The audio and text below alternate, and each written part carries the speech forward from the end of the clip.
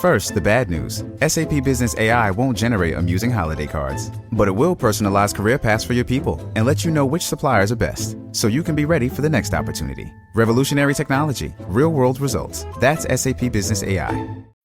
Let's just say I like to live life on the edge. And to give my small business the same edge, I turned to IHG Hotels and Resorts.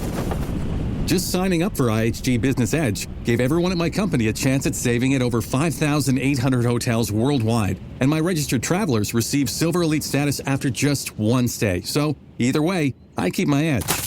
Sign up now at businessedge.ihg.com. Terms apply. Max, the one to watch for the best in entertainment, now has live sports with the Bleacher Report sports add-on. 5, 4, 3, 2, I let one go. Stream hundreds of select live games from MLB. That's gonna go!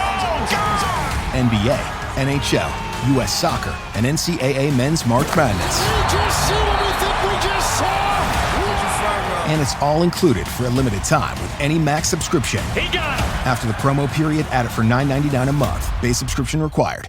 Serie Chronicles is a Mina Chronicles production.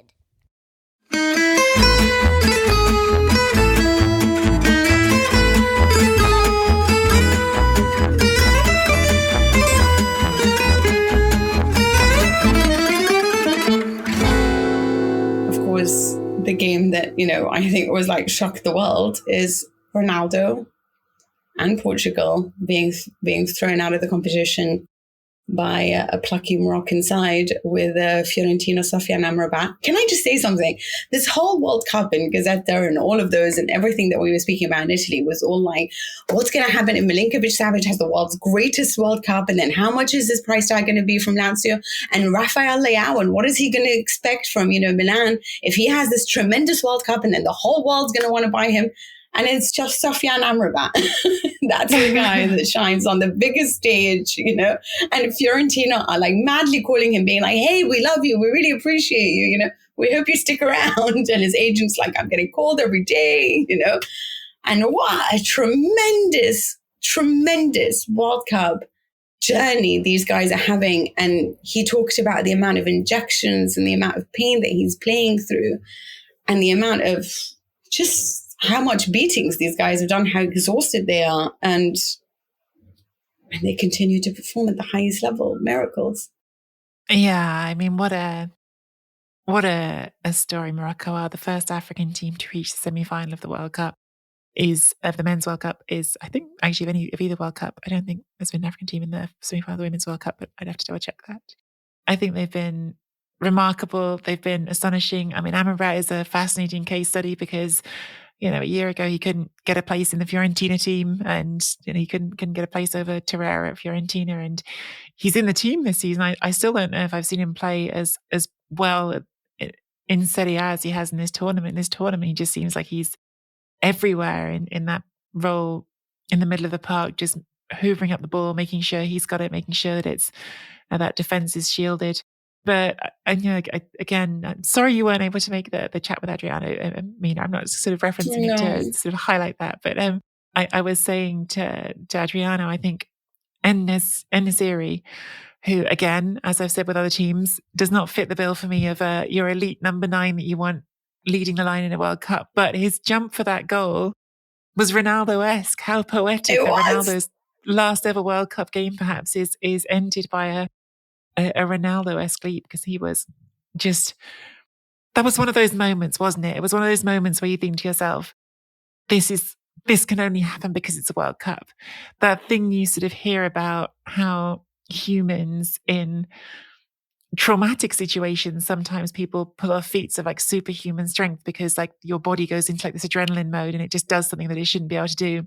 It was almost like in a positive way that like the stage, the moment, the chance that he was given, his body responded in a way that it probably couldn't do 99 other times out of 100. But in this moment right here, he could get that leap and he could score it. And I mean, it's an amazing story. I know on the Portuguese side, there's criticism. I've seen people sort of saying, oh, was it really right to not start Ronaldo? Was it one thing just that worked in the previous round doesn't mean it was going to work this round? All those questions will be asked. But Morocco have just been They've just been so amazing. They've been the surprise package by far of this tournament, and it's amazing they've got all the way to the semi-final now. Out of curiosity, would you have started Ronaldo? I would not know.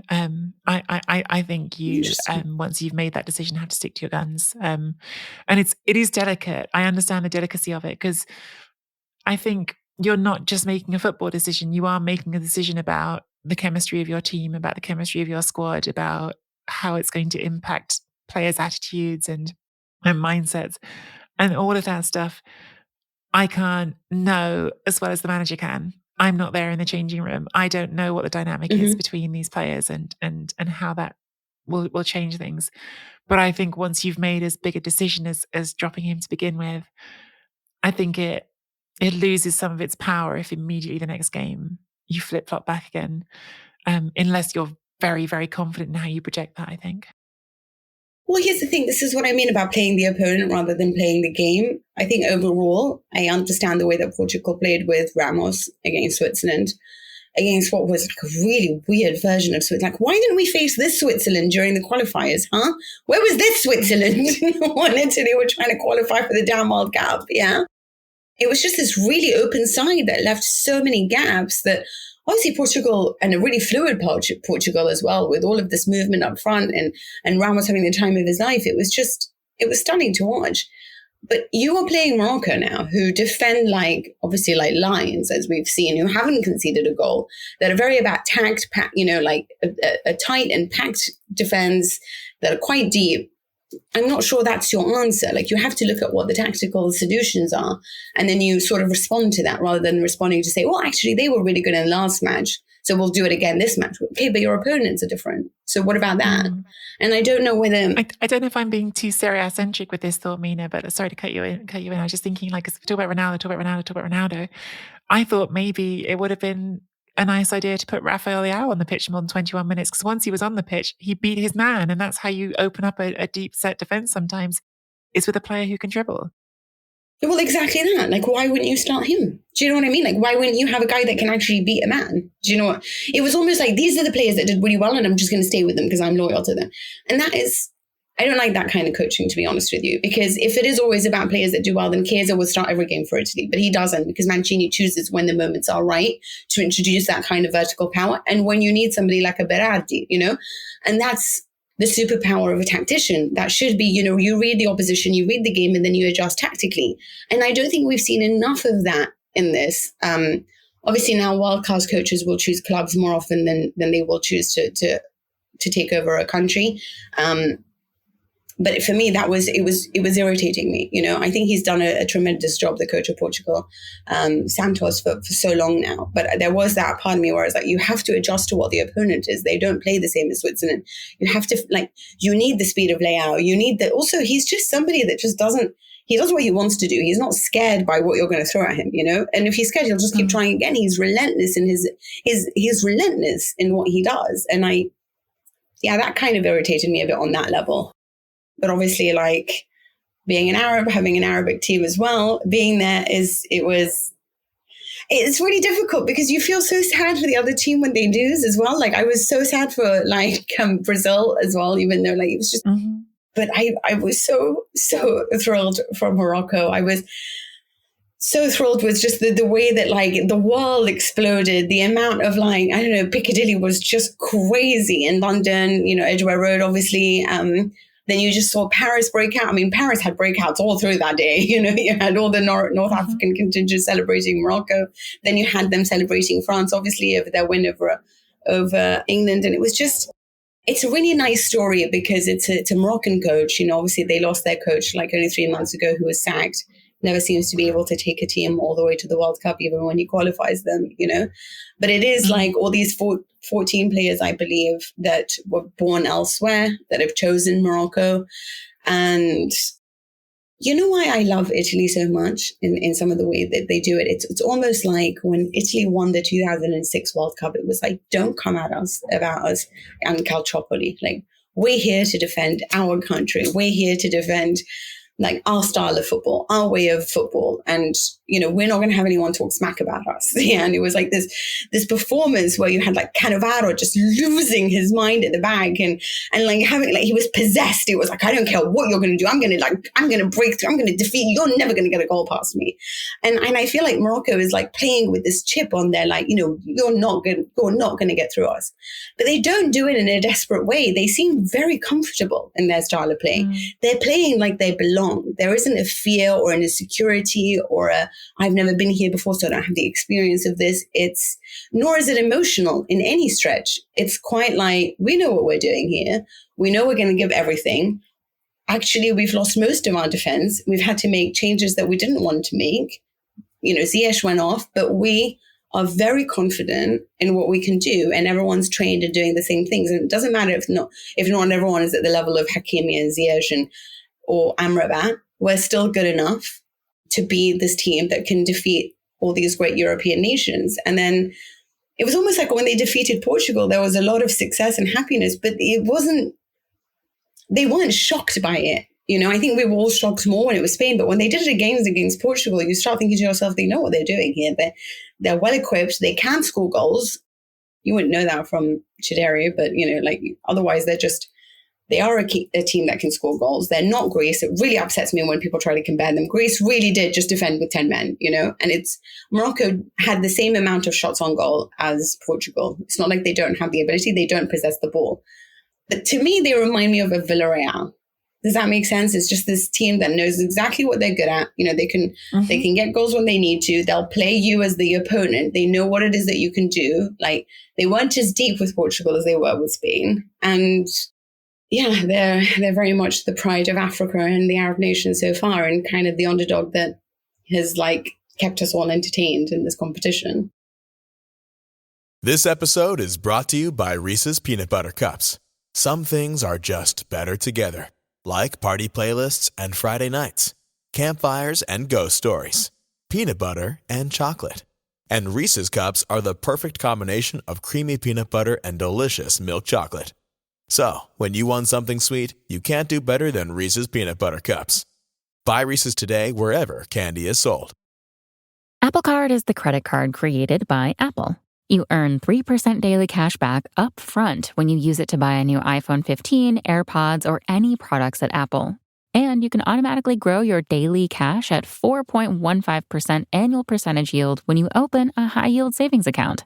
Apply for Apple Card in the Wallet app on iPhone. Apple Card subject to credit approval. Savings is available to Apple Card owners subject to eligibility. Savings accounts by Goldman Sachs Bank USA, member FDIC. Terms apply. Yeah, I was reading a Substack article earlier from someone who I found in this World Cup. Actually, I wasn't aware of his work before.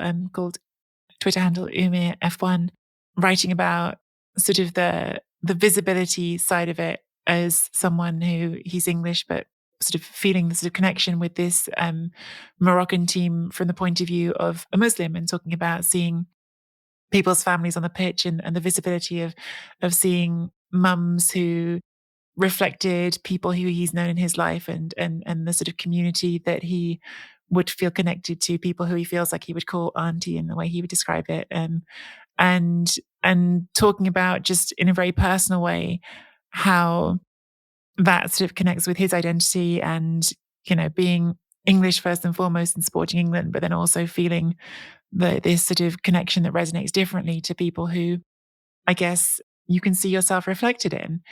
And I thought it was a really powerful, beautiful piece of writing if anyone wants to check it out. But I also thought, to me, it's what these tournaments are about. It's what the World Cup's about. It's something that I think I talked about in our preview show, and World Cup and family and how all that stuff matters. And I love it that there's a group of people, and I think people's from all different sort of backgrounds relating to this team in that way. I think from the sounds of what he's written, a Muslim community that feel like that, an African community we've talked about, first African team in the semi-finals.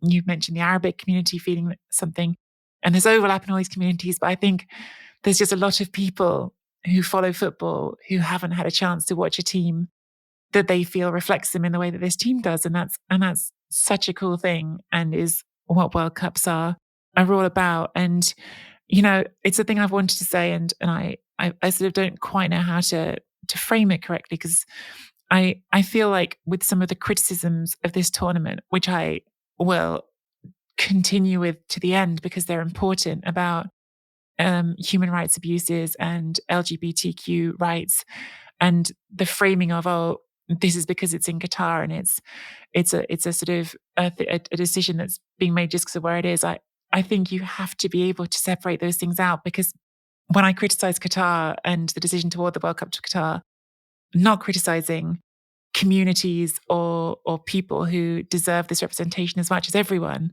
And I think the point I'm always trying to make is, think about that as well from the point of view of those who don't see themselves reflected in a tournament where LGBTQ plus people aren't welcome. That's the other side of that coin, is we should feel able to get that representation as well. I personally, when I was reading his piece, I thought about, as I've mentioned a few times, Balotelli and his mum. Balotelli and his mum, to me, that was me connecting with my nonna, with my Italian grandmother, who passed away when I was, still a kid. But I remember her and seeing that moment he had with her. That was me getting to have that, and seeing yourself reflected in that is so powerful. And it's a joy to me that there's a whole new group of people who are getting to have that this World Cup. It makes me really, really happy. And I hope one day we can have World Cups where the same can be said for anyone of the LGBTQ plus community, is that, there are people like me who are also getting to be part of this. Oh, Nicky, this is going to make me a little bit emotional. It's exactly that. We have had it at Women's World Cups. And I want to have it at Men's World Cups as well. Sorry, that was the end of that thought. But it is that. It is so nice to have representation, or to see people that look like you or come from same backgrounds as you. And more importantly, show patriotism, to their country, to their style of being, without trying to sort of be somebody else to fit in, And I think that's what is so brilliant about this Moroccan side. It is something different for it's really difficult to put this into words, actually. You're so eloquent when you think about it in your head, and then you come to talk about it on something like a podcast. Hard. It's and then hard to get it the words out. Yeah, and you're trying to put it into words. But, one thing, for example, is there was just this really funny comment from someone I follow on Twitter, and it just really made me laugh. But he's like, I don't understand that there are no dads in Morocco, because it was like everyone was just going up to their mums, The coach was going up to their mum, and obviously Boufal started dancing with his mum, and Achraf Hakimi and his mum. And I was saying it's really like in Muslim religion, there's like a saying, which is, I'm going to say in Arabic, but it's thumma ummaka, thumma ummaka, thumma ummaka, and then thumma abak, which is your mum is 3 times, like as in who you sort of idolize is your mother, and then your mother again, and then your mother again, and then it's your father. It's a case of like your mother's with you sort of like at times, I don't know. I mean, it's not to say that the father's not important, but a lot of times what you get when you're a Muslim girl or you're a Muslim woman is that, you're treated really badly. And you always sort of try to defend against that, because actually women are very much beloved and such an important part of the religion. And they are celebrated for everything that they are. And they are first place in sort of, being a mother. It's like you're everything, like if your mother is happy for you, you will succeed in life. So that's kind of always the message. And that's why the mother is always so important to these men. And why they go and they show their appreciation to their mothers most of all. And you get that a lot in European nations as well, So it's not like it's just obviously only for this, but it is one thing that I just wanted to mention about why the mother thing is so important. But it's also the commentary. Like, is Peter Drury just like the world's greatest commentator sometimes in the way that he just says things? Like, I'm going to just say one thing that he said, which is drink it in Casablanca, relish it in Rabat. This is your night. See it from atop the Atlas Mountains, all above the Marrakesh Express, and night to Morocco will never forget. And that was his comment. Like, it's just the way that he prepares for these matches, the way that he has just like that. And then he says it with all this passion. Obviously, I've said it like it's a poem. Yeah. But it's just, he makes you emotional when you're watching these things, and you're watching like a whole, like, I don't know, country, race, ethnicity being represented. And yeah, and it kind of, what was so brilliant about that is that when Walid Regragui, the coach, was asked about it, and he's like, we're doing this for Morocco. It's lovely that we are being supported by the Arab nations. We're supported by the Africans, but we're doing this for our people. and how many of them are born outside but have chosen to represent Morocco, even though you could have like grown and perhaps seen so much of your branding changed if you played for Spain or you played for the Netherlands or you played for France, for example, but they chose to play for Morocco. And for example, like at the time, Van Basten told Ziyech that it was such a stupid move to choose Morocco. And actually they ended up qualifying for the World Cup when Netherlands didn't in 2018. And they've gone further now than they did again. So it's not like, and it made me think about all the other nations, you know, like Algeria, how much they would have benefited if you know, like, and their team is very strong. Obviously, they did win the Africa Cup of Nations. We see Riyad Mahrez, Benacer choose to play for Algeria.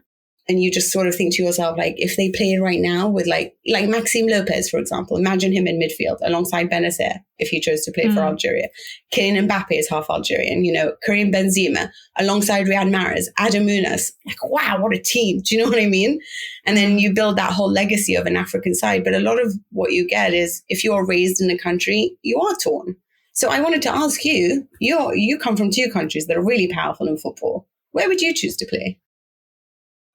I think it's clear. Like I cover Italian football. I support the Italian national team. If I ever had an ounce of athletic talent, I'm sure I would have wanted to represent Italy, but I don't. So. Okay, but let's say England was more success. Is it about success at all? Would you choose country? Like, as in when you chose Italy, is it because of where your heart was? My choice of Italy over England in that sporting context never really felt like it was like a thought about choice that was asked when I was very little. It was the 1990 World Cup, whether I was going to support England or Italy in the third place game. And the decision was instinctive. It wasn't sort of something that I considered in a deep way. And why I felt like that, it's hard to know why you want anything when you're a kid. I could say that it was that Walter Zenga was the player I was most excited by at that World Cup, which is true. I don't know why. I loved Walter Zenga. I think he seemed a bit crazy. Really? Okay. I liked Scalacci too, of course, but Zenga was my first sort of football obsession or whatever. And I wanted to get like the goalkeeping shirt afterwards, which the first football shirt I ever asked for. And I was given, although I'm sure with hindsight that it was just whatever goalkeeping shirt my mum could find. And she said, yes, this is the one, because I was a kid and didn't know better. And I very much doubt she could have found a replica Italy goalkeeping shirt in England in 1990, but she found it or found something. When I think back to being a kid, like it was always the story in our family that like I was the Italian child because in personality, I was more like my dad. And my brother was the English child because he was more reserved and quiet like my mum. And that was just sort of the story of how it was. Whether or not there was that sort of being told to you as a kid reinforces it in your head, I don't know. But look, I am English. I grew up in England. I probably understand England truthfully better than I understand Italy because I've lived here for most of my life. But on a deep level, I feel connected to Italy, and like there's a part of me that belongs in Italy, and whenever I go there I always feel like some part of me feels home there, and that's a hard thing to explain in a tangible way, but it just is who you feel that you are.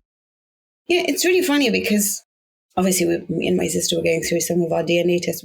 We have like a field day with these things, and I'm only actually, weirdly enough, in the DNA test, I was only 6% Iraqi. So I'm actually not, if that makes sense. Yeah. And it's so bizarre because, like, for example, I have no Spanish blood, but if I ever did consider like retiring in a country and living in a city, I would always choose Madrid.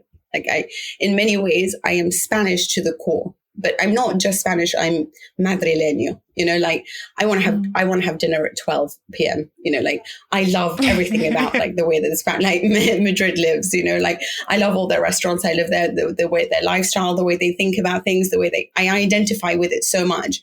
But in sport, I am so ridiculously Italian. It's crazy. Like, you know, it's like I lose my mind. Like I'm like this when I'm watching. I'm hiding behind like sofas. I can never like comment. It was horrible doing the Euros because people would be like, so what do you think of the game? And I'm like, I don't know. I didn't watch most of it. I was like behind the sofa being like, did he score? Did he score? You know, like even if it's Berrettini playing a tennis match, I'm going crazy. It's Ferrari in Formula One. It's Valentino Rossi in MotoGP. Like it becomes like this weird, like volleyball. I was like, yeah, crush him.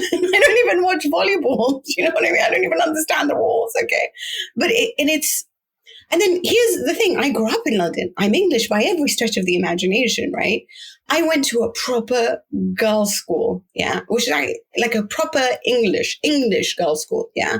And yet my year had only one English girl in it. Mm. It had three Iraqis, imagine that, yeah. It had 3 Italians, 2 Argentinians, a Persian girl, 1 Indian girl. It was just, it's just such a cosmopolitan city. And what I love about London is it allows you to be whoever you want to be. There's, you don't have to take on, like, I don't know how to explain. You can be from 1,000 different countries and you will find your home in London, you know? Mm. And I grew up watching American TV. So most of the time I understand all American jokes, all American TV shows. I never watched anything to do with EastEnders or Coronation Street. So it's so bizarre. Like even late night shows, I watch all like Seth Meyers and Trevor Noah and I understand everything about the Republicans versus the Democrats. But you asked me a little bit about like, I don't know what Rishi Sunak said. I don't know. I don't know anything about English politics. And it's amazing how the people of today nowadays, like, where are we from? You know what I mean? Like, where are we from? Like, there's just so much, a little bit of us and everything, considering where your culture is, what you identify as. In many ways, if you ask me, I feel like I'm Spanish, you know, but hell, when Spain are playing Italy, I want those guys to lose like 10 goals, you know? So it's just an interesting one. But I feel like Morocco is a bit of all of us at the moment because they're the underdog and you always want the underdog to win, right? Mm-hmm. Yeah, that's totally true, isn't it? Cross culture, everyone identifies with an underdog sometimes. So yeah, it's easy to cheer for them. Become a member at patreon.com/Serie Chronicles for regular bonus episodes and content.